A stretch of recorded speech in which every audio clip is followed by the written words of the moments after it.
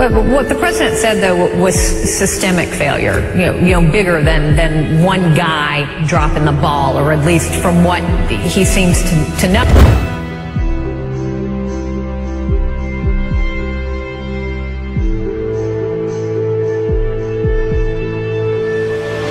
And new concerns tonight about a popular procedure, the CT scan. The test uses radiation to see inside our bodies, and its use has grown dramatically.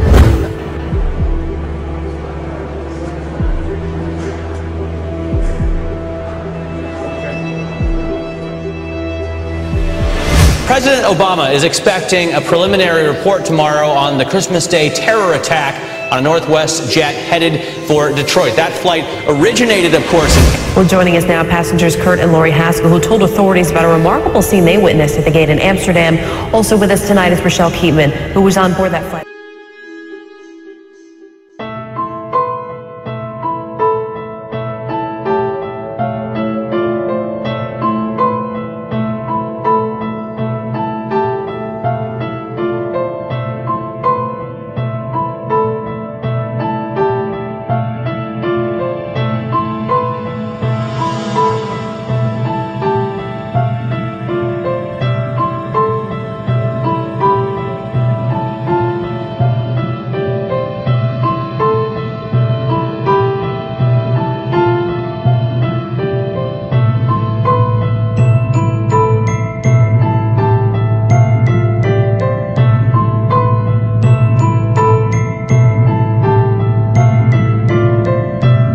Walk us through what you saw in Amsterdam.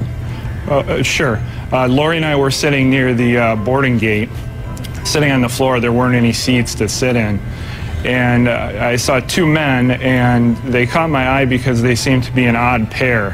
One was what I would describe as a poor-looking black teenager around 16 or 17, and the other man, a age 50-ish, wealthy-looking Indian man, and I was just wondering why they were together.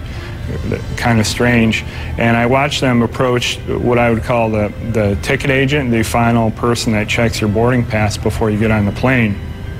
And I could hear the entire conversation. The only person that spoke was the Indian man, and what he said was, this man needs to board the plane, but he doesn't have a passport. And the ticket agent responded, well, if he doesn't have a passport, he can't get on the plane. To which the Indian man responded back, he's from Sudan, we do this all the time. And the ticket agent said, well, then you'll have to go and talk to my manager. And she directed them down a hallway. And that was the last time that I saw the Indian man, and the black man I didn't see again until he tried to blow up our plane.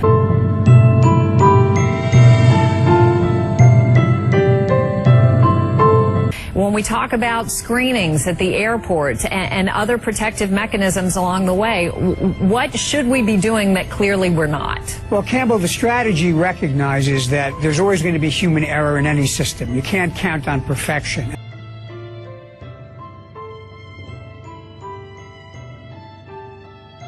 And that's why we built a strategy at the Department of Homeland Security of what we call layered security. A number of different layers so that even if one fails, another one gets picked up.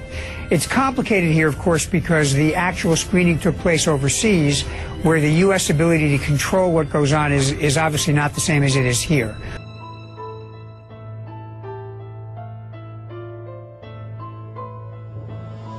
But there are a few things we could do to make things better. First, we could deploy the scanning machines that we currently are beginning to deploy in the U.S. that would give us the ability to see what someone has concealed underneath their clothing. That has been vigorously opposed by the ACLU and privacy advocates. The House of Representatives voted to prevent us from using it. But I think now there's been a very vivid lesson in the value of that machinery. Okay, can I stop you there for a second? I know you've been an advocate of this technology for a long time. Correct. But just in the interest of full disclosure, I also want to point out in your current role as a security consultant, you are representing some of the companies who manufacture that technology, correct? Absolutely correct, yeah. Okay.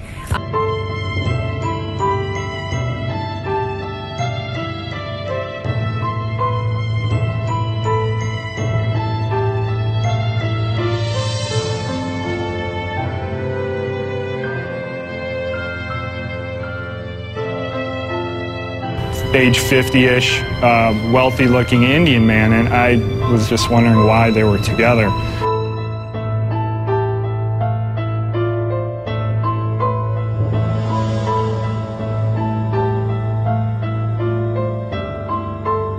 And as you can imagine, as a result of that, makers of security devices and biometric technologies soared today in global trading. Here you can see ICX Technologies up 35%, L3 Communications up 1.5%, and OSI Systems rising as well. Here 10%, all rising as the push for full-body scanners at airports continues to gain momentum.